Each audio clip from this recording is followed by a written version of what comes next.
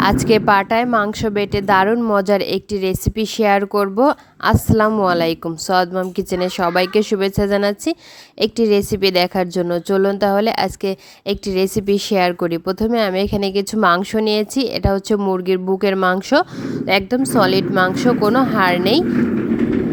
সাথে কিছু মশলা নিয়েছিলাম, কাঁচামরিচ, একটা শুকনা মরিচ, রসুন আর পেঁয়াজ।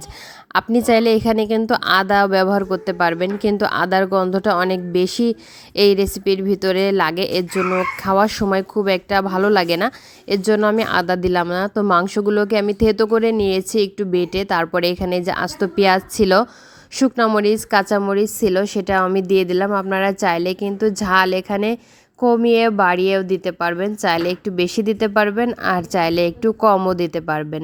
তো আমি সব কিছু একসাথে ভালো করে একটু বেটে নিচ্ছি। এটা একটু আস্তে আস্তে করে বাটলেই হবে, খুব বেশি মিহি করে বাটার কোনোই দরকার নেই। ঝালগুলো এরকম থাকলে দেখতে ভালো লাগবে, তাই আমি এভাবেই বেটে নিয়েছি। আর এইটা এতটাই ঝটপটভাবে করা যায় যে যখন তখন বাচ্চারা যদি বায়না করে তাহলে কিন্তু এই রেসিপিটা করে দিতে পারবেন।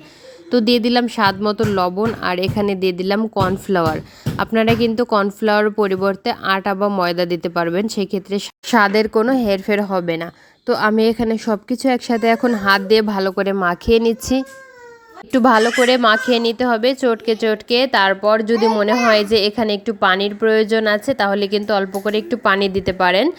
আর আমার মাংসটা যেহেতু একটু ভেজা ভেজা ছিল, তাই আর আমার এখানে কোনো পানির দরকার হয়নি। তো 5 মিনিট আমি এভাবে রেখে দিয়েছিলাম। তারপরে হাতে একটু তেল মাখিয়ে নিয়েছি, আর এভাবে অল্প অল্প করে নিয়ে একটু এই যে এরকম বলের মতো শেপ দিয়ে নিয়েছি। আপনারা চাইলে কিন্তু এটা যে কোনো শেপ দিতে পারেন। আর কিছু আমি এভাবে এরকম চপের মতো চ্যাপ্টা করে দিয়েছি। যে কোনো শেপ দিয়েই কিন্তু এই খাবারটা তৈরি করা যায়। আপনারা চাইলে কিন্তু অন্যভাবেও দিতে পারবেন, কোনো সমস্যা নেই। তো আমার সবগুলো বানানো হয়ে গেছে, আর আমি এখানে পানি গরম করতে দিয়েছিলাম। এখন এই চিকেনের বলগুলো আমি পানির ভিতরে দিয়ে দিব, আর চিকেনের চপগুলোও পানির ভিতরে দিয়ে দেব। এখন 10 থেকে 15 মিনিটের মতো এগুলোকে আমি একটু সেদ্ধ করে নেব, যাতে ভেতরটা খুব ভালোভাবে সেদ্ধ হয়ে যায়। তো সবটা দিয়ে দিয়েছি, এখন চুলার আঁচটা বাড়িয়ে দিয়েছি, আর 10 থেকে 15 মিনিট আমি এভাবেই একটু রান্না করে নেব। আমি যে কাজটা পাটায় করেছি, আপনারা চাইলে কিন্তু এটা ব্লেন্ডারেও করতে পারবেন, কিন্তু ব্লেন্ডারে করলে কিন্তু খুব বেশি মিহিও হয়ে যাবে। তো এগুলো সিদ্ধ হয়ে গেছে, আমি এগুলোকে সব পানি ঝরিয়ে তুলে নিচ্ছি। আর এখানে যে পানিটা থাকে, এই পানিটা কিন্তু ফেলানো যাবে না।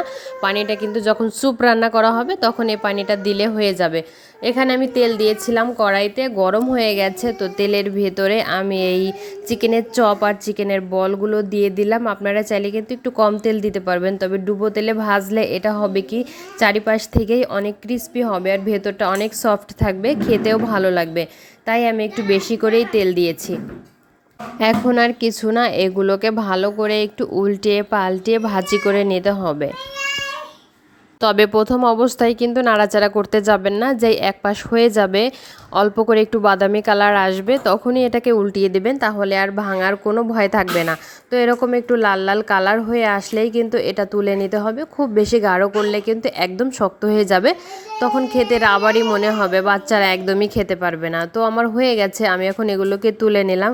আর দেখুন দেখতে কতটা লোভনীয় লাগছে, আর দেখতে যেমন সুন্দর লাগছে খেতেও তেমন অনেক মজা হয়েছিল। ভেতরটাও অনেক ভালোভাবে সিদ্ধ হয়ে গেছে। আপনারা চাইলে কিন্তু এটা সস দিয়ে পরিবেশন করতে পারেন, অনেক মজা হয় এটা খেতে। রেসিপিটি যদি ভালো লাগে তাহলে অবশ্যই লাইক, কমেন্ট ও শেয়ার করতে ভুলবেন না। আর এরকম সুন্দর সুন্দর রেসিপি পেতে অবশ্যই আমার পেজটি ফলো দিয়ে রাখবেন। ভিডিওটি দেখার জন্য সবাইকে অসংখ্য ধন্যবাদ। আজকের মতো এখানেই বিদায় নিচ্ছি। সবাই ভালো থাকবেন। আল্লাহ হাফেজ।